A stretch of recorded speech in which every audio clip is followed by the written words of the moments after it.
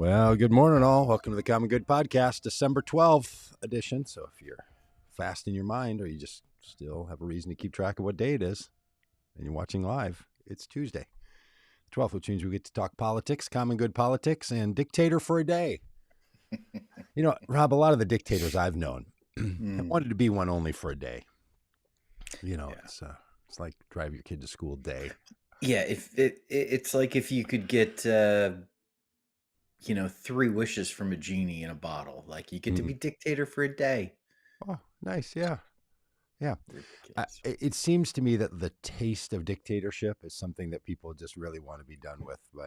Because truthfully, when a president says what I'm going to do on day one, people ask a very serious question about this. You're only working half a day on the 21st of January when you're sworn in. You're sworn in at noon. So are you talking about that day, that Tuesday or whatever day? Yeah. I mean, 24 hours. Is a day is it a literal 24 hours? Mm-hmm. Is the day an age? A period? Some period of time? Is the day just metaphorical and poetic?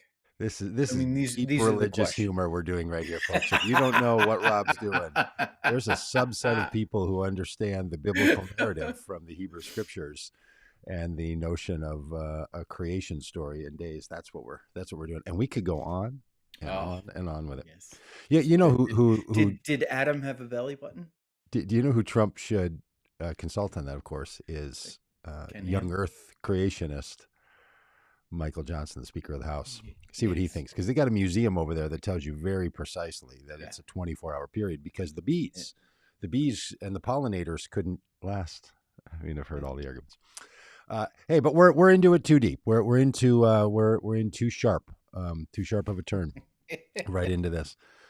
The Common Good Podcast, talk about politics from a common good perspective, and we start with a little warm up. Good morning to Jim. Good morning to Jim from Ventura, California. And we are started a bit earlier than we often do on Tuesdays, sometimes 9 a.m. Central Time. Today, kicking it off early, 8:45. Pre-game show, in a sense. So when Kimberly comes sliding in and says, "Oh, I just got here. How long have you been going?" She's going to be disappointed. Because one of these days, someone's going to be like, "Look, I'm going to be ready at 9 in case they go live at 9 so I can be in the chat the whole time." And then we start early. Yeah. It's a real trick. Hey, weather here in Minneapolis on my weather app today said 21 degrees Fahrenheit. Outside, it is currently feels like 9. We do a feels like temperature here. I think they do that in places that are very warm as well as very cold. Like, okay, there's the temperature, but then what is that experience on human skin? It's really it's kind of a great notion. I used to mock it very, very severely. And now I've kind of gotten into it. I think we should do it on a lot of things. We should do it on pricing. Hey, how much is that thing? You're like, oh, that's $79.95. But it feels like it's about $180. Like, what's the feels like? I think if we really dig into our feels like sensibilities, this could go a long way. Yeah, I like it. Yeah, that reminds me of a cartoon I sent to a friend of mine yesterday.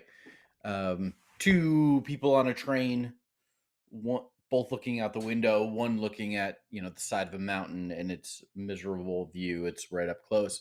The other one looking out over this glorious valley with the sun shining, and both in exactly the same spot, looking out the window, and having 2 completely different experiences. And the caption was Kansas City Chiefs fans at 8-5 and Cleveland Browns fans 8-5.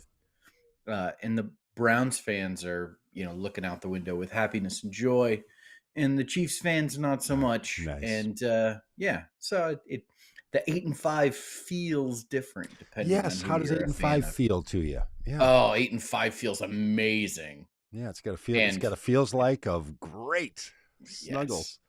Yes. Yeah. Well, how is it? What are the cold-hearted truths of the numbers telling you they're snuggled somewhere outside of Fayetteville, Arkansas? And what are the what does it feel like to you? Yeah, hey, Kimberly, in with Kimberly only says they missing only 3 missed three minutes. minutes. Kimberly, I don't know if you were here, if within the In 3 minutes included us saying, here's what's going to happen. Poor Kimberly's going to try to get in early so she can be for the whole thing. And then we started even earlier. So hit the rewatch button on YouTube, and you'll have a chance to watch again. So hello, Kimberly. Good to see you in the chat. Yeah, I don't know what the numbers are. I'm not Hmm. a big weather report kind of guy. Okay. Seriously, I Just once a sometimes week on the Tuesday morning yeah, this is about audio it. podcast. Sometimes I'll ask the AI in my phone, whose name I'm not going to mention right now because I don't want her to Oh. begin speaking. And I don't know. It's nice out. It's sunny. It's kind of chilly. What's You it know, feels like to you? What's it feel it like? feels good. It's good. Feels good. Yeah. Yeah. Feels a little warmer than Feels maybe it good. should be in December, but I'll Hey, take our it. political report should include this each time. We're going to be like, here are the numbers. What does it feel like to you? Yeah, Because to most Democrats, no matter what the number is, it will feel a little bit feels like bad. October of 2016, no matter what, where you Yeah. just got that sinking sense that Jim Comey is going to reopen an investigation or some nonsense is going to come. It's going to come. Hey, Rob. Before we get into our important stories, which include these just bizarre and harmful laws in Texas about abortion, Yeah. great news about Rudy Giuliani. Just a general reminder that Kevin McCarthy is not the Speaker of the House and won't be in Congress. I don't even know if we've talked since then. I can't remember when he proved himself to be the quitter that he is. But so we're going to get to all of that and the other important things. But can I just gripe for a moment about something? Oh, please Could I give us a please? hot take. Is Can this a hot take? can I go full screen? Is that safe? Yeah. I don't need any website or any algorithm helping me secure my passwords. When I go to log into a program, let's say xfinity.com, so that I can stay up to date on both my cable box, because I'm a 57-year-old white man living in the Midwest, and on my digital devices. And then it tells me periodically, we think it's good for you to change your password. And now I have to change my password. This overhelping, this like people rushing in your kitchen, like, what can I do to help? And they're standing around and they're actually in the way and they're not really, just unbelievable. And then they are like, when you set your password, we know how secret it is. We're going to only let each letter show up for half a second while you type it, and then it will go away.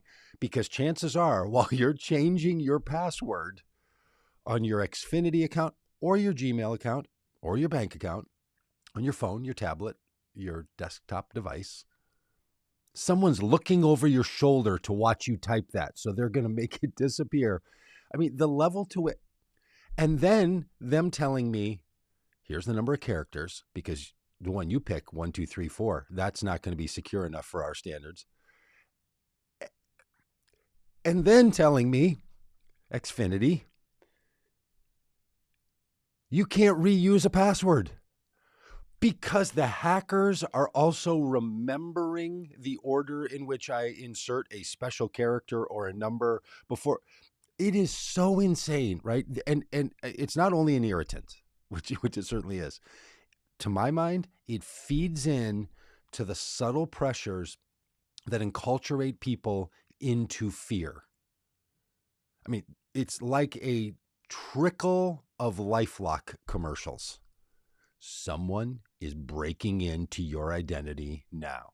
And for all of this nonsense about my Xfinity, or again, pick your ridiculous thing I have to access with a password, people are still having their identity stolen all the time. So I just sit here while I'm remaking it and then thinking, okay, which password haven't I used and which one of the special characters or letters can I rearrange, and blah.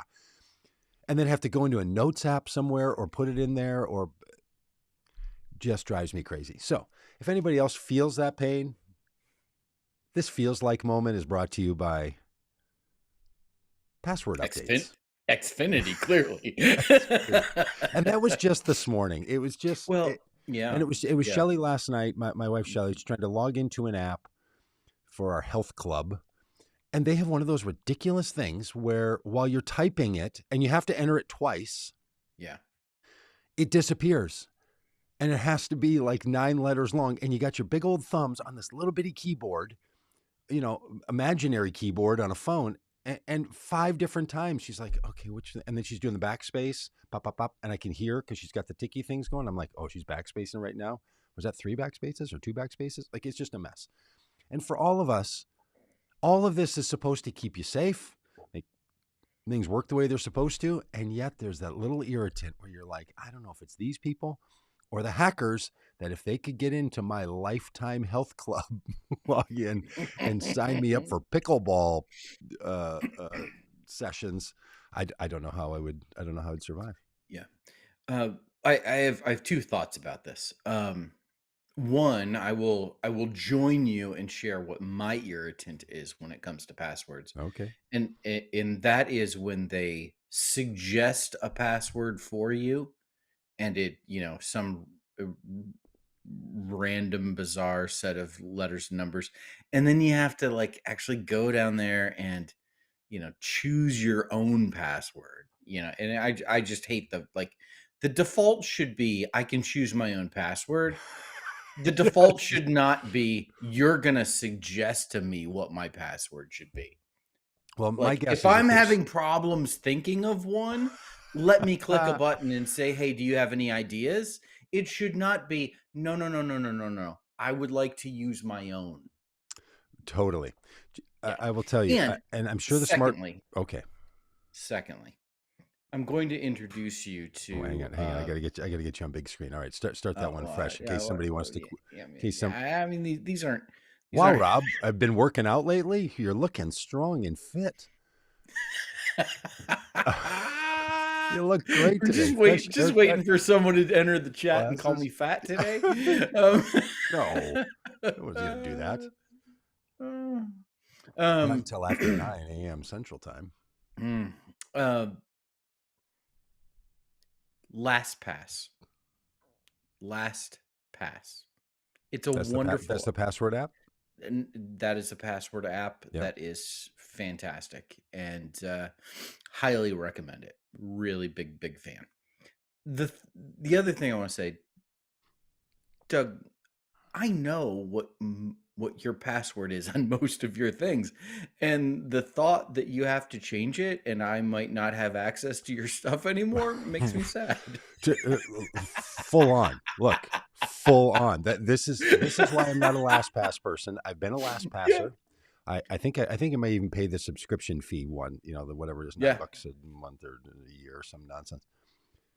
Is because every once in a while I might have to jump onto Rob's iPad and get into my Xfinity account, and I can't because it's all tied to my LastPass. So, okay, fair enough. And yeah, if for most people, and this is true for I think how Rudy Giuliani got hacked and everything, people have to use some kind of a code, some kind of a system of remembering. Yeah. Are you a fan of anniversaries, something? And it's how they got into Sarah Palin's account. It's how they got into Donald Trump's account. Remember Donald Trump's Twitter account password was like MAGA 2016 or something. Yeah, I'm a dumbass 2016. Yeah, totally. And they just cracked it in a minute! ! But he did misspell dumb, so that was how. It took him a little longer. The silent B wouldn't know me. How do you feel about two-step verification? Look at Jim's great comment. I'm a dab speller, so my password's always wrong. Jim, thank you. And I think Jim's photo, by the way, which you all can't see, I think his photo is him with a microphone in like a stand-up environment. This is his photo on excellent YouTube. Jim, if you're also a stand-up comedian, touche. All right. Okay. How do you feel about thank you. I just feel the feels like temperature in here is better. How do you feel about two-step verification? Oh my gosh. again, there are some things for which two-step verification feels important to me. Just none of the things I log into, including and then a warranted device that. tells me, Yeah. we have now sent a message and you can open it on DP iPhone or Studio iPad. Open your YouTube Google, yes, app. YouTube. Mm-hmm. Yes. And I'm like, okay, thanks a lot. Fortunately now Yeah. I've got it. I've got the Sometimes rhythm. I take it as a moment of Zen and I just pause yeah. and I just deeply Sometimes breathe and say the everything will be two-step well. verif is when I have to open up the Google or YouTube app on the device I'm currently using. Like, it's like Yes. if Yeah. someone stole my device, they're in, They're in. because yeah, it, Okay. All right. nothing in my life is this important. I just wish Joe Biden would fix this. I mean, Uh, what's that he doing? guy. What is he Why doing? why is he our president if he won't fix this stuff? Seriously. What is he even doing? You know what we can't put a password on and protect it? Democracy. No. You know what the password would be for protecting democracy? All of us. 2024. We the people. Exclamation point. Yeah, we the people. That would be that would be the password. And look, we are lighthearted and serious here all at the same time. Much like Jim, who does remind us he is a stand-up comedian. Amazing. That, I mean, we are sort of sit down, half-assed comedians. Would that be fair? Stand-up comedian is maybe my dream job. Truly. Are you getting out? Are you doing this? Are you trying? There's places you can just walk up and go for I 2 know. minutes. I know. I see these videos of you singing, playing a guitar, and I think, yeah, a bunch of them. well, if he can do that behind a microphone, maybe I could tell a joke. Thank you. That's why I put up the videos of me being bad at singing. I have one to put up today. I need to clean it. Now you I know don't where I am on listen this? very long. No, I know you don't. I know you don't. You know why? Because I hide little gems in there, Rob. I hide little gems. I'm like, anybody watch this and do this thing, and then you never do it. So I'm on to you. Oh, I am. you're Oh like yeah. that professor who puts the little note in the syllabus or something, or the yeah. Oh yeah. Oh, I'm hiding the Easter eggs in there, but Okay, they're not Easter listen. eggs. Let's They're like little shame eggs. They're little shame eggs. yeah. And I do this because I do Sunday night videos for my adult children, and I make a video every Sunday night of me singing or playing and send it to them, and I put them in there. And fortunately this week, one of our kids, and you shouldn't say you like some kids more than others. We all know this, and so you don't name names. But it was Ruben, who then said, "Tacos." Because in the middle of a little thing I was doing, I said, "Hey, just let me know what you had for dinner tonight if you're still watching this." This isn't a text message. This isn't a social post. This is a video sent a text message. Yep. One kid, 1 out of 6. Well, 1 out of 6. No, 7, including my wife. 1 out of 7 people in this little string. Yeah. 1. Yeah. Way to go, Ruben. Fair enough. It's nearly we talk about remnant. shame. We talk about little shame eggs, as you said. You know who needs more shame? The shameless. Rudy Giuliani. So can I read a little bit from an article? This is just some amazing stuff. So Rudy Giuliani, his defamation lawsuit that's been brought against him by Ruby Freeman and Shay Moss, who were the poll workers that he defamed. He has already been found liable for this. And Doug, I don't understand. Like, listen, I'm not a legal expert. It feels like the Trump court case that's going on right. Well, one of the Trump court cases, the New York Trump case, court case, it's going on. It feels like this is a penalty hearing. I don't I don't know, because he's already been found liable, and then we have the same thing here with Rudy Giuliani. He's already been found liable. So I don't quite exactly understand what these court cases are all about, but at the risk of Doug explaining it to you, I will let you keep going. This from an article at Media's Touch. Giuliani drew the ire of the judge when he skipped a pretrial hearing recently. Yeah. He then followed that up by showing up 20 minutes late today for the start of jury selection. After going through security, he had to be reminded to buckle up his belt on the elevator.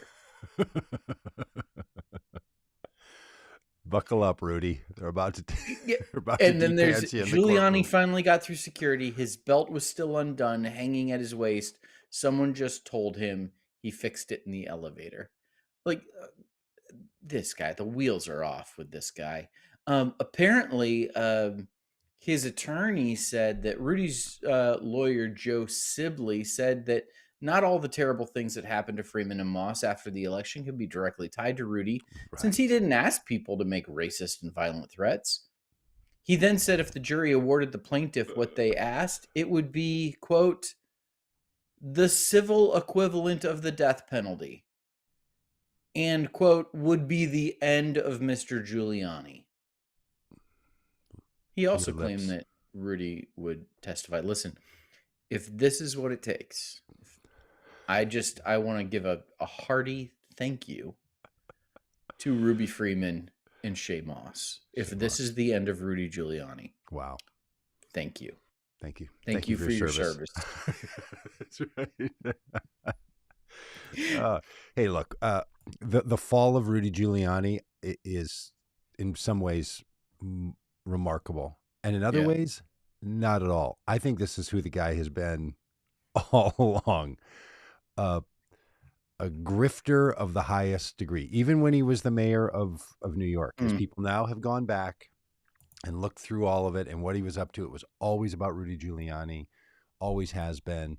And look, the man doesn't purport by his behavior or his words to care about people like Shay Moss and Rudy Freeman. It doesn't care. They are just characters in his epic tale, like the people who were on the wrong end of the policies when he was the mayor of New York, or the people who have been impacted by his support for him.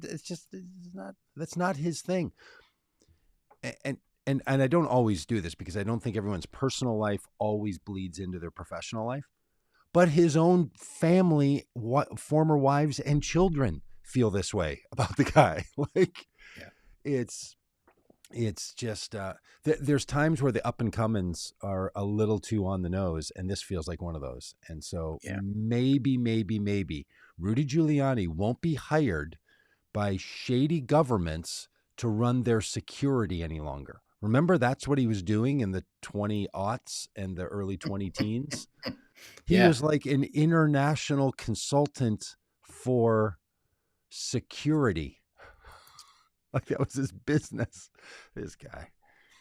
Farewell, Mr. Giuliani.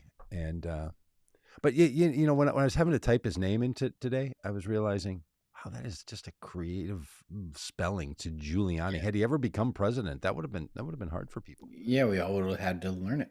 It's a word scramble. I mean, you think Barack Obama threw people off? Try it. Ask an average person on the street to spell Giuliani.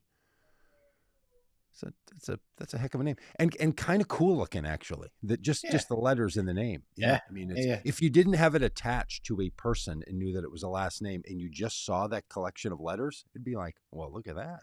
It's like a complex Wordle guess. Well,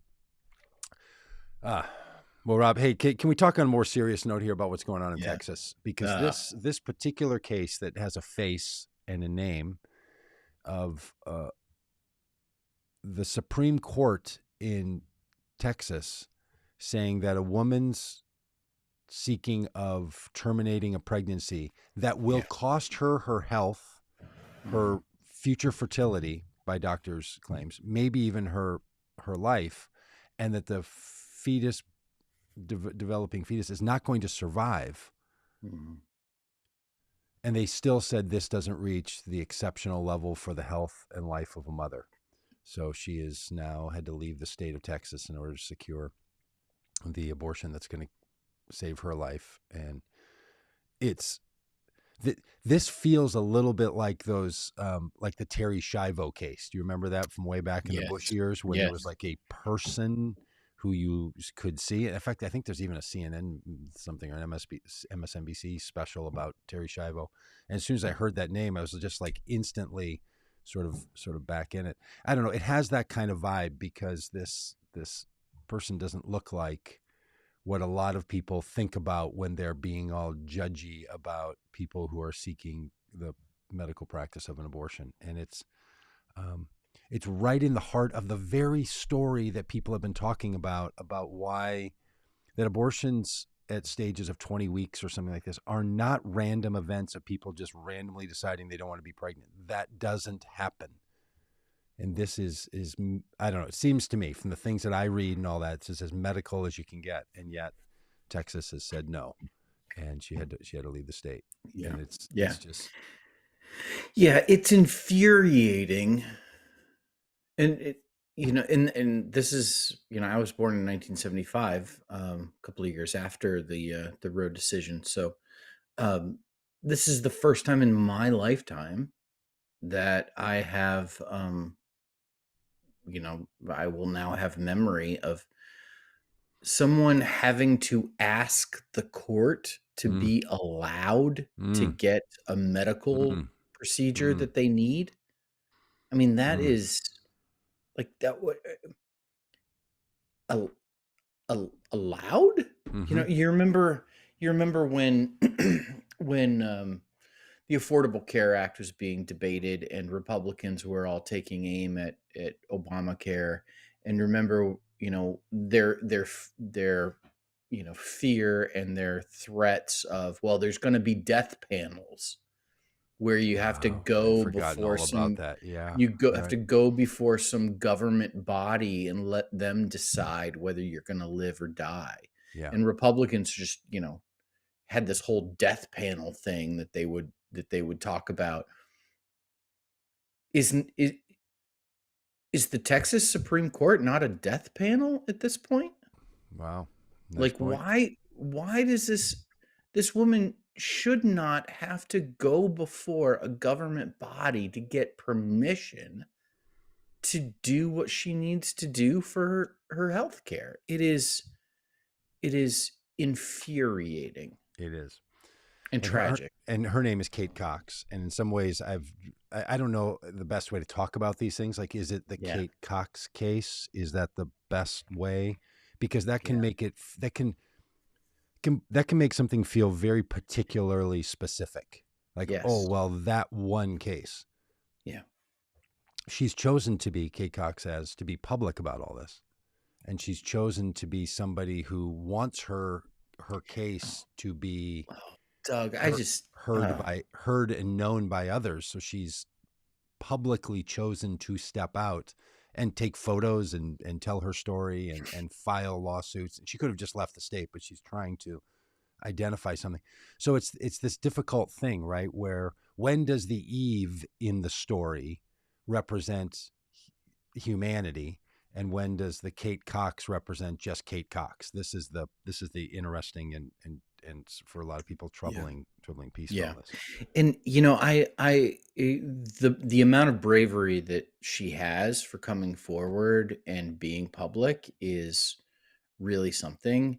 Doug, in a very small way, you and I have both experienced some of the vitriol that can come your way, especially from the so-called pro-life movement. A few years ago, I had an op-ed published in by Time on their website about how evangelical Christians, particularly pro-life Christians, should vote for Joe Biden instead of Donald Trump. And the death threats, hate mail, that I received for that was overwhelming. I can't imagine what she must be experiencing right now. And probably will, knowing this group of people and what they're willing to say. And these calls would all start with, somehow they got my phone number, and they would all start with, "I'm a Christian, I go to church," and they would end with me being cussed out, and the most vile language, and wishing death on me and my family. uh she's got to be Oh, experiencing that, and can't even imagine. Yeah. to a degree that is just beyond. And so best wishes to Kate Cox in the midst of what has got to be a tremendously difficult situation for Oh, her and her family, and then compounded that she now has to be the face of a movement, like, I just, and yeah, and look, it's not something she chose. She didn't. And we've done, in fact, many interviews in this same podcast stream and our YouTube channel. You can watch them with people who've been in her very same situation. I don't know all of Kate Cox's particular story, but we've talked with numerous people who've said, look, I, I never, ever thought I would terminate a pregnancy. yeah, And then the doctor said these words to me, and driving home, my husband and I were like, what are we going to do? So that is likely her situation. So she had to pivot, as you say, in the midst of all of this deep, heavy crisis, to also choosing to be a public person and to let her story be out there. Yeah, it is truly something. And I'll tell you, Rob, I mean, I've been on the receiving end of those phone hmm calls yeah, I as know. well. And hmm for people who haven't, mm, there's something quite, to me at least, there was something always quite revealing about those kinds of calls that you would get on particular topics, because you could almost hear the thought process develop. You could hear them ramp themselves up through a series of statements. And because you have it on a recording where you're not saying anything, obviously, it's just a, a yeah, presentation on their behalf, that they start, hi, I read this thing, like it sounds normal, and then it ramps up, and then it reaches a point where it's just boiling, yes, and then we'll often end with a goodbye or something, like, right, yes, like yeah. there's a, Have a and nice day. yeah, and you realize that there's this, we all go through this pattern in our thinking, that we're hearing ourselves, and that's riling us up. And to the degree that someone should or could extend some empathy to the person with those views, and realize, look, you are trapped in a thought spiral here, Yeah, and you're yeah, trapped in a narrative frame, that the only thing you can do is become the kind of person you didn't want to be. I have mhm, received numbers of those calls, reached out to those people, and very often, on many, many occasions, people would say, I'm really sorry for what I said. And it's not because they heard me and changed their mind. They were regretting it the moment they hung up the phone, right? yeah, Like, this is what issues like this do to a lot of us. mhm, Someone gets bird doggy about tracking down a phone number or an email or something, then they send this thing off. And then you can almost see that, you know, you can almost imagine the regret then after hitting send or hanging up. And then they're in a spiral, and then they receive a message back from you somehow, and then the person's like, okay, now I'm in. And it's that shame narrative that I'm telling you is the mhm, thing that locks in people on those positions. People yes, do and say things that are so outrageous that the choices they have are to apologize for it and pull back, or lock it in and prove to yourself that you were right all along. And mhm, look, in the religiously informed part of the pro-life movement, that is a huge problem. These are people who think any movement away from the position they hold is somehow a blasphemous act of yeah, religious insincerity and violation of God. I mean, the number of times, and Rob, we've heard it over and over, and as you say, Kate Cox is probably hearing it now, and maybe yeah, those of us in conversations with family or friends. People will, at some point, invoke, you will stand before God and God will judge you. That is in there.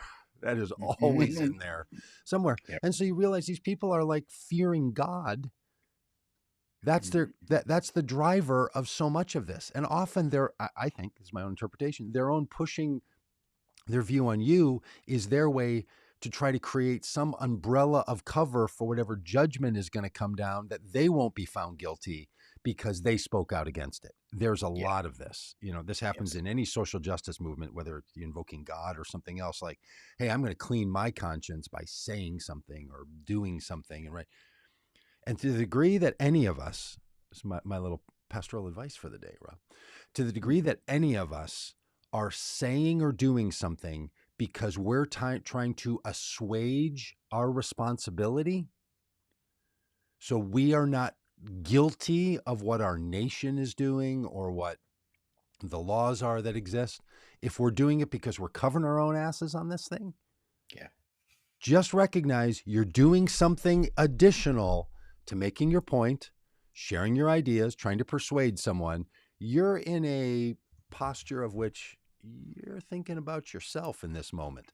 And that's not the best posture to which we should approach anything. So our options are double down on that, or consider it, deal with it, and try to remove our own upside from our activism, regardless of what side of the topic you're on. Yes.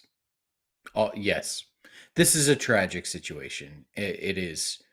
It's tragic for this woman and her family, as as Peggy mentioned in the chat, and it's infuriating.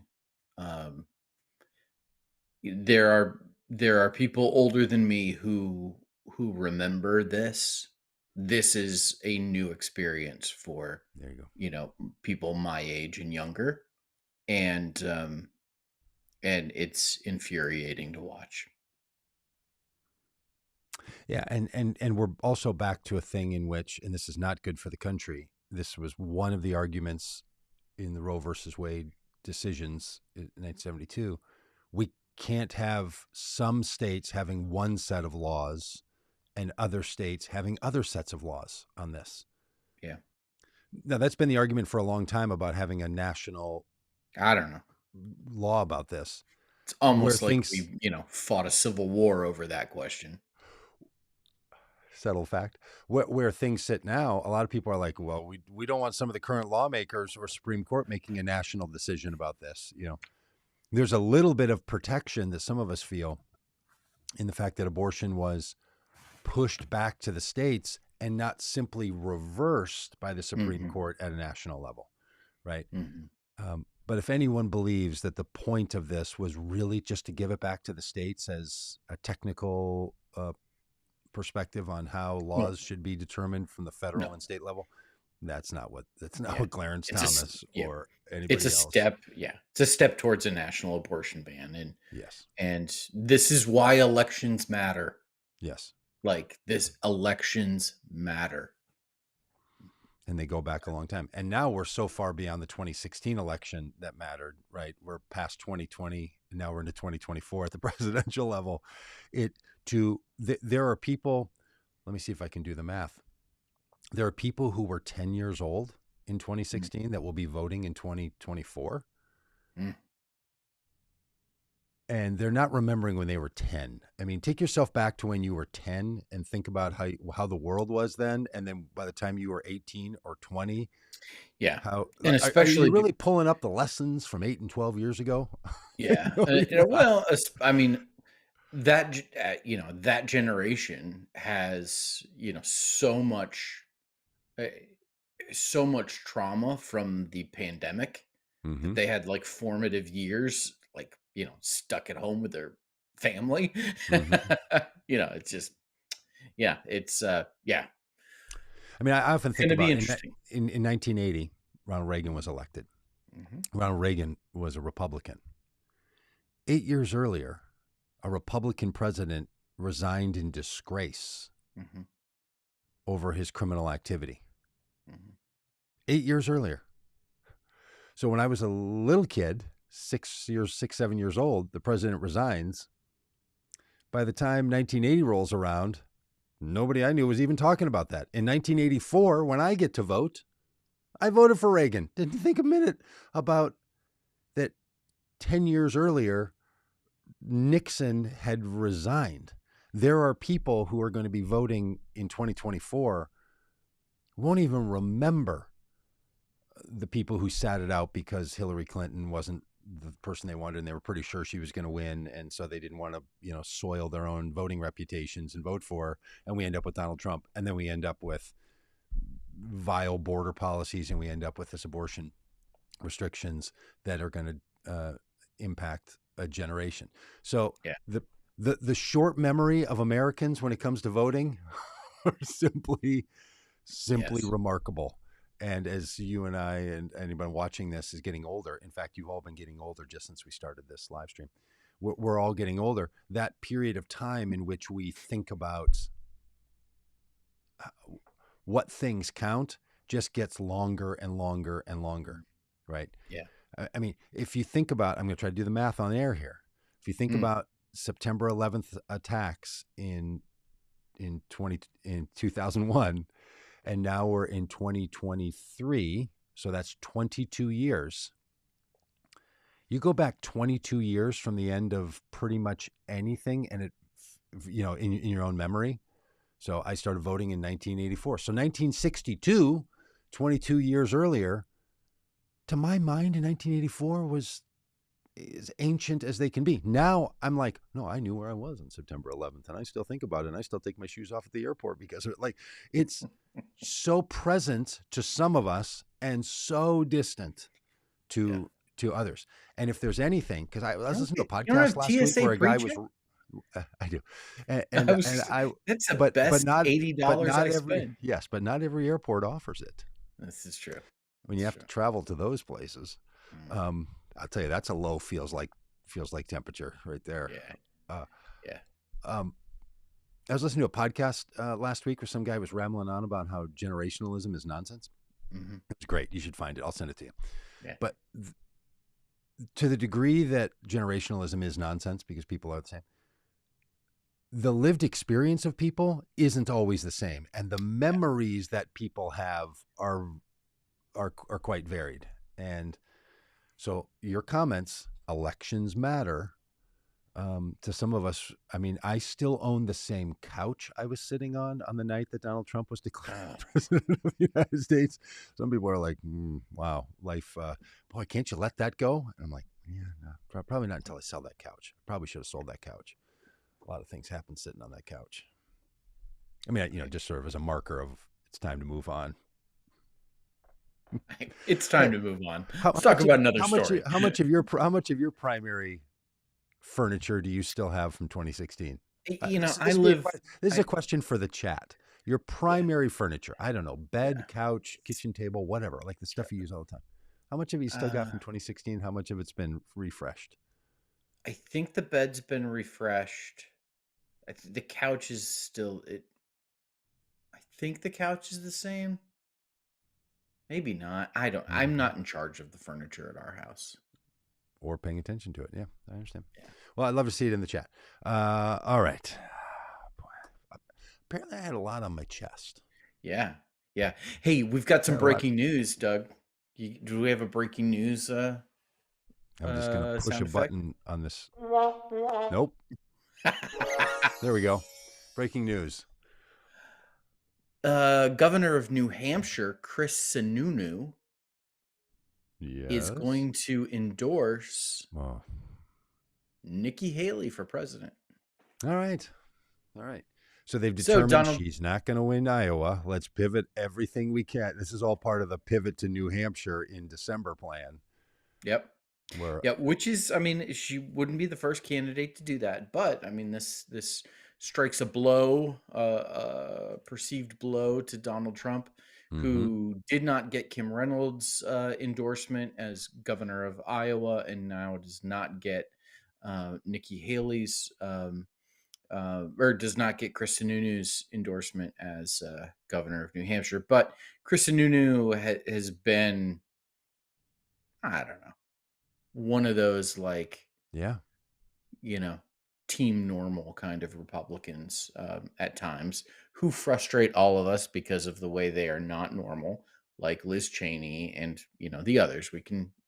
But Chris Sununu has been kind of more rational, and so I don't know.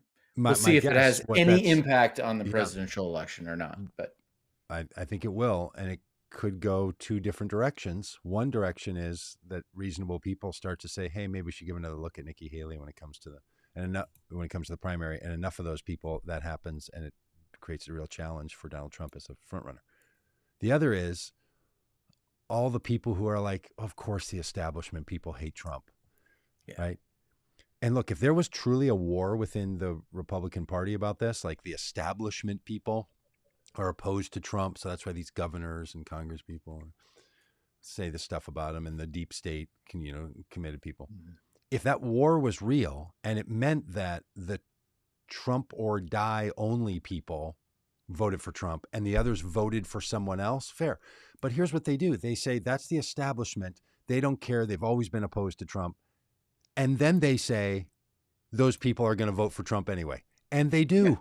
Yeah. And they do. So there's not even that's the craziest part about it, is if Nikki Haley and Sununu and these people are like, look, we are never voting for Donald Trump, and I'm advising any of you who like me to join me in this, do not vote for the man. They won't say it. Yeah. They just won't do it. Yeah. I mean, yep. God bless her soul. Yeah. And may she join us on the bus tour in 2024. But Liz Cheney also wouldn't say it. Yeah. Until recently. So it is so hard for people who deep in their souls are willing at some point to say the man is a threat to democracy. They won't say it until, I don't know, they're standing in the ashes of his arson activities. Then they might say it once their whole house is burned down. And they'll be like, okay, I guess not. Yeah. Do you know who's going to have the opportunity to cast some votes that will, might have some impact on the 2024 election? Who's this? The 9 members of the Supreme Court. Nice transition. Look what you did there. Did you like that? Look what you did there. Hey, and the Supreme Court has some work to do because Jack Smith pulled just Rob, I don't watch a lot of football, but I did see the clip of the Kansas City Chiefs. Unwilling to say it, threw a pass. A guy caught it, was running, and then just before he got tackled, he turned around and threw a backward pass to another guy who caught it and then ran in the end zone, and then they called it off because someone was offside. But great, very controversial penalty. It was an amazing play. Very controversial penalty. And totally correct call. Yeah. What's the controversy? The flag went up before the play even happened. Like I saw the flag fly in the air. Yeah. So it's not like they watched the thing happen and then rewound it. But anyway, in this case, Jack Smith pulls off one of these. Trump has been like, look, here's how we run out the clock. We just keep asking for appeals, and it goes to the appeals court. And by the time the appeals court acts, then it goes to the Supreme Court. And Jack Smith is, if people aren't following this story, he yesterday said to the Supreme Court, we need you to rule on this if Donald Trump can be prosecuted for actions that he took while president, because he's using that as his defense. So we need a ruling on that, because if it's true that he can't be charged, then this whole thing stops. If Donald Trump believed that he can't be charged, he should want the Supreme Court to rule. Trump should be like, the Supreme Court's going to rule on this. It's clear I can't be charged for these crimes because they're a part of my official duties. So done. Let's let the Supreme Court act on this, and then I'm vindicated, and I walk off, and that's it. And I'll be swearing in on the 21st of January, 2025. Right? That's what he should be doing. He's not, because he's pretty sure the Supreme Court is going to say, yeah, you can be prosecuted for things that you did that weren't a part of your official duties, especially election-related things, which are not part of your your presidential duties, which is why you can't do them from the Oval Office. Do you have confidence in the Supreme Court's ability to make this decision? 100%.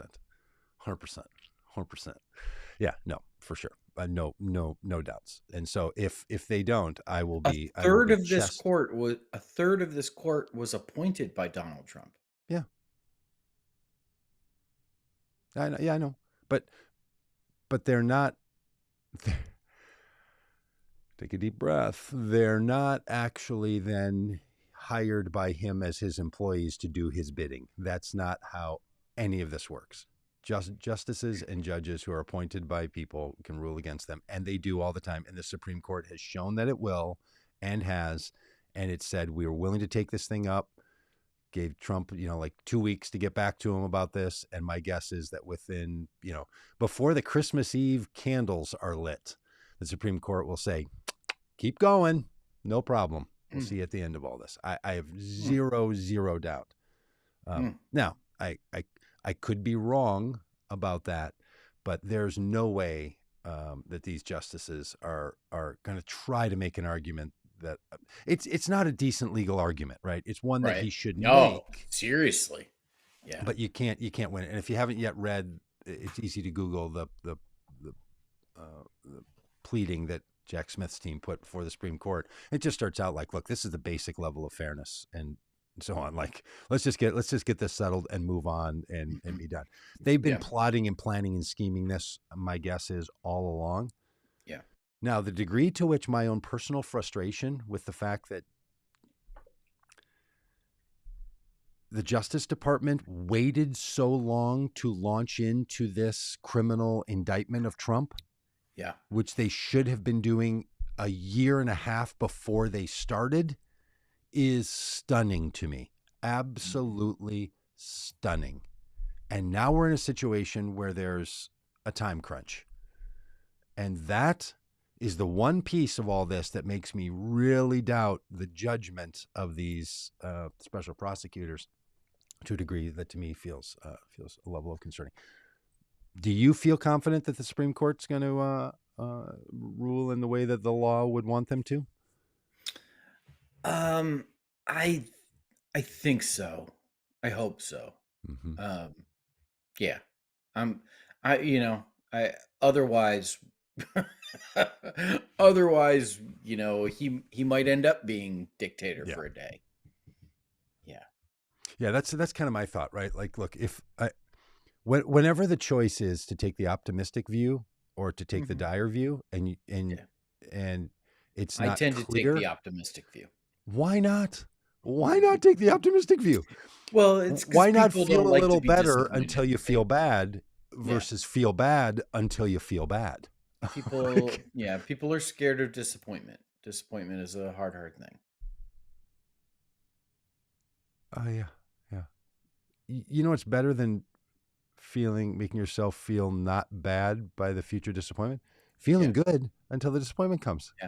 Yeah. It's like, it feels like, feels like. There it is. That's it. Boy, see, if we could title these things after we went on there, if we did like a real podcast where you talk about something and you pull the title out of it after you're done, this would be the feels like episode. Well, hey, one more thing on Donald Trump and the cats. Jack Smith. They are they're going after the phones. I mean, many people, Congress people. You think it was You think it was difficult to hack his phone or no? you think he's like, okay, you can take the device, but you're never going to get in there because my password is so difficult. I'm the man. 2024. No, I don't think it's. But they're deep in these phones and they're deep in this data. And I mean, when the full story is ever told, who knows when? Great grandchildren might have access to it, like the archives from presidential administrations that we can now look back on, know about. The stuff that's in these phones, Trump's phones, Congress people's phones that they've gathered up. I mean, there's more than just they're plotting and scheming to overrun the January 6th proceedings. There's all kinds of nonsense in these phones, and you just know they're like, oh, look what we're looking at here, and they start stumbling onto it. What makes me think that, Rob, is that in Florida they have a little problem on their hands because there's a group called Moms for Liberty. It's a very conservative group of Christian people, normally moms, and in that case for this group means normally women. So it's a women's organization that is pushing for what I would call Christian nationalism policies, and they would call Christian nationalist policies. Yeah. And specifically through school boards. Very interested in what our children are being taught, the morality and ethics of of teachers and just the morality that's being Yeah. presented in classrooms and all of that. They're very concerned about what books people are reading, what kind of smut they're pushing around, and all this. Well, they have a little problem on their hands because one of the co-founders of Moms for Liberty, Florida, is being asked to resign from the school board after it has come out that her and her husband, follow this one with me, Rob, Yeah. are charged with raping a woman, her and her husband, the two of them, because and the husband's pleading on this is, no, the sexual encounters that the three of us had together was consensual.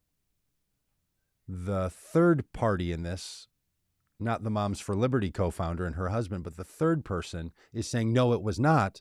And there are charges of sexual assault being brought against both of them. So do you want to be disgusted by the sexual assault? Do you want to be disgusted by the fact that this person who's advocating for the purest of Christian virtues at every level, including the pages of books in schools, is involved in sexual encounters along with her husband and a third person? There we go.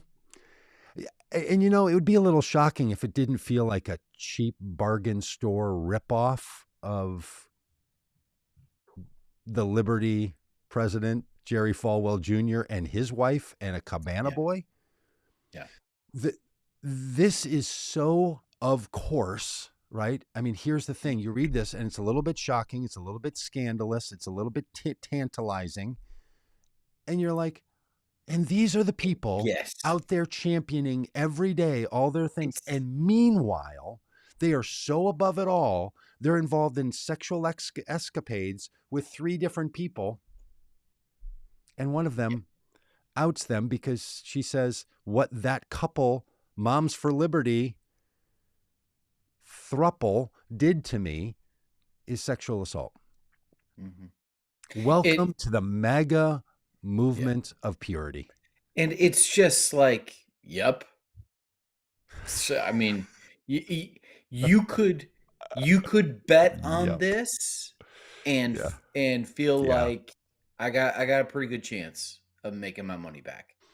Because who's it gonna be? It seems like it's always.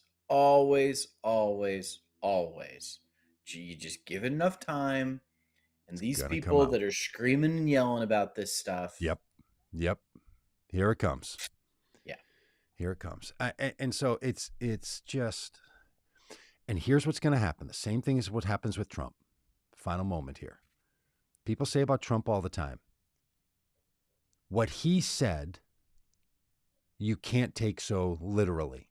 What Biden didn't say, you have to take literally.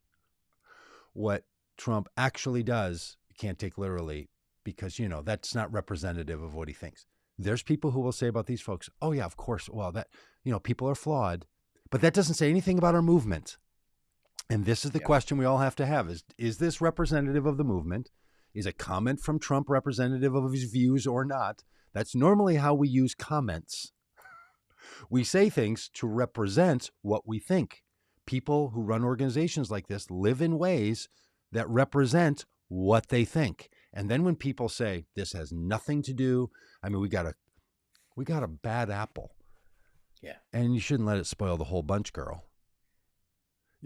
This is a bad apple question over. And the reason we have a catchy phrase in our society called one bad apple does or doesn't spoil the whole bunch, the reason that's a conundrum is because it happens all the time. And people are asking, does this represent the bushel or not? Mm-hmm. Pretty sure with Moms for Liberty, this isn't the only story.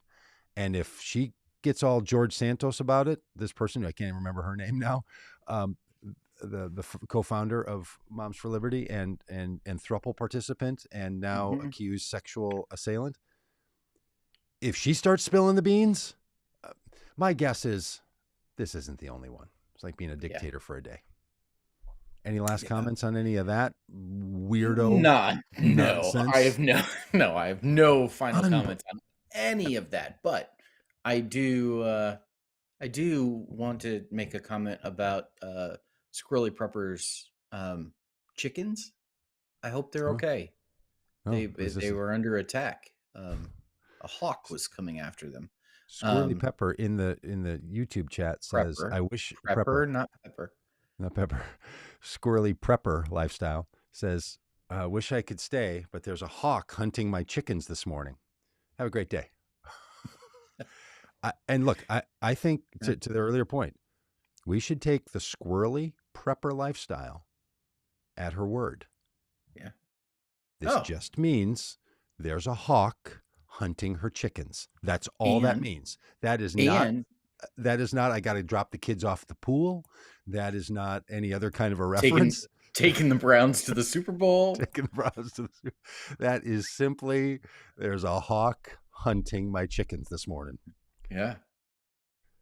But I might start using that as a phrase, like, "Hey, friends, we're going to cut it off a little early. There's a hawk hunting my chickens this morning, and I got to go take care of that."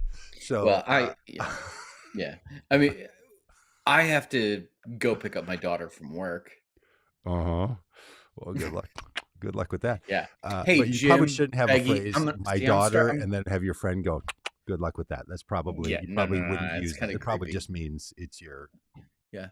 chore to take your Yeah. daughter home from work today. I just as I lean forward now and look at myself in on the screen, I just want to just remember last week when I was called fat in the chat, and it reminded me of the great line from the TV show Friends, which in many ways does not uh hold up at all. Um, but there's the justification that the camera adds 10 pounds, and then Matthew Perry, Chandler Bing, says, "How many cameras are on you?" Like that's a great line. It's a great Great, line. great line. So. Well, Rob, I've thought a lot about that comment from last week, and I think the commenter was just feeling you had become a bit gaunt. You had become a bit unhealthy looking. People were thinking, is Rob doing okay? And then said, Yeah, "Oh, great. Are you gaining some weight, Rob? You're looking fabulous." That's all that was. There was yeah. concern about No, you but being there was also the undernourished, and people desire are like, "I'm not. glad you feel better." Yeah, there was also the desire not wanting to ruin my holidays, which made me think it was a negative comment. But I did lower my camera a little bit, and I think the angle's a little better now. I'd consider ceiling mount if that's what you're doing, but yes, I think a drone, might get Thank you, there. Alex. I do have an appointment to get my hair cut on Friday, so Wow, it's looking great, Rob. The hair is on yeah. point today. It's been 6 weeks, so Hey, and if you don't think it's a Rob was little really fuzzy bothered around by the that edges. comment that came through, follow his social media. No, he brought it up. Oh, I screenshot it Oh, and I know. posted it. And then you posted it. All right. Hey, thank you all for being an important part of all of this. Uh, Peggy says one more. Okay, one more thing. I have to set my alarm to remember things. Any suggestions? What time I should set my alarm for to catch you guys? So far, it's not working. Okay, look, this isn't complicated. On Peggy, Tuesdays, sometime around 9 a.m. Central, might be yeah, 15 minutes before, might be 15 minutes after. On Wednesdays, typically 9 a.m. or 10 a.m., depending on our guest. Thursdays, if it's every other Thursday, then it's 8 a.m. Central Time. Every other Monday for Red Hat, Blue Hat talk, it's 11 a.m. Central Time, sometimes give or take 10 or 15 minutes. So that's it. Peggy, perfect. you got Yeah, that? perfect. Is that Yeah, clear? got When it. you set up your calendar reminder, see if you can set one up that has Yeah. every other Monday, sometime around this time, on Tuesdays, normally this time, Mhm. on Wednesdays, this time, and every other Thursday, this one, All right. and then random ones. So that's how we keep track of it. Yeah. And sorry that we're Uh, not uh, uh, able Peggy, to tighten if that you anymore. Peggy, shoot me a text and I'll just add you to the Monday night text that I send Doug that says, "Hey, what time tomorrow?" Oh, Or, "Hey, can we do 8:45? Because I've got a 10 o'clock meeting." yeah, Or, yeah. If you and just want to be in the sometimes, text yeah, string with us, yeah, yeah, yeah. We'll just add you to the group. This is how we really expand listenership on the live stream portion. Is just Yeah. get in the text string with us, Yeah. everybody. Oh, hey, Peggy, just post your phone number right there on the Yeah. YouTube. No, don't do that. I'm joking. Hey, yeah, here's Rob now helping you like the password people. All right, listen, I gotta go. All right, I had a great line though. Now I forget. You go ahead and go, Rob. I'll go to full screen. No problem. Thanks, Rob. Bye. Bye, Hey, everybody. here's something else you can do on YouTube. You can set notifications. I know that's not the same thing, but if you set notifications and allow it to notify you, your phone will pop up with a visual reminder or a sound that will say the Common Good podcast is going live.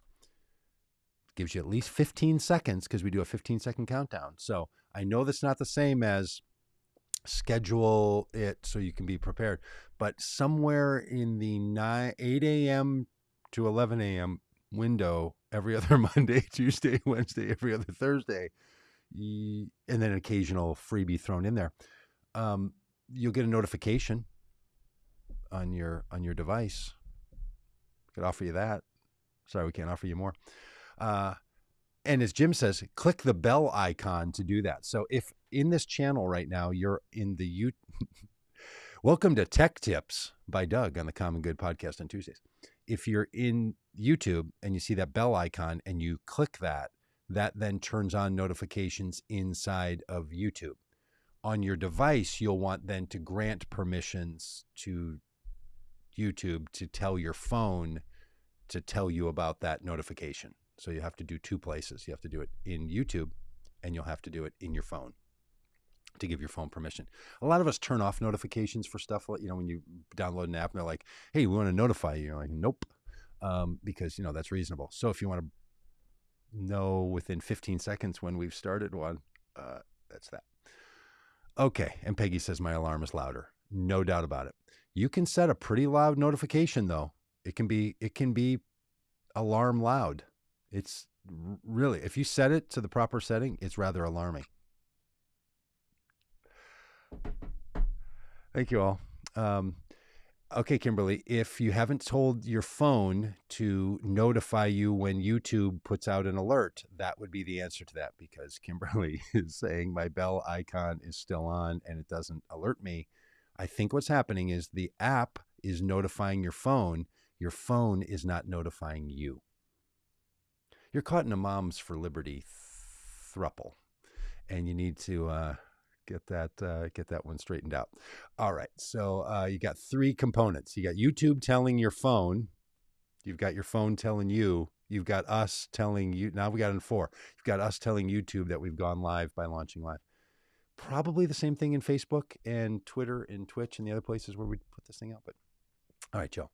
Hey, thanks for being a part of the Common Good podcast, and do all you can to take care of yourself, take care of somebody else when you can, and vote Common Good.